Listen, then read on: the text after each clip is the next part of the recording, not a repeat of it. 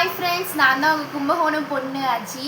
எங்கள் அம்மா வந்துட்டு பழைய சாதத்தில் வத்தல் பண்ணியிருக்காங்க. இது எப்படி பண்ணணும் அப்படின்னா, நைட்டில் மீந்த சாதத்தை தனியாக எடுத்து வச்சுக்கணும். காலையில் அதை நல்லா புழிஞ்சு எடுத்து வச்சுக்கணும்.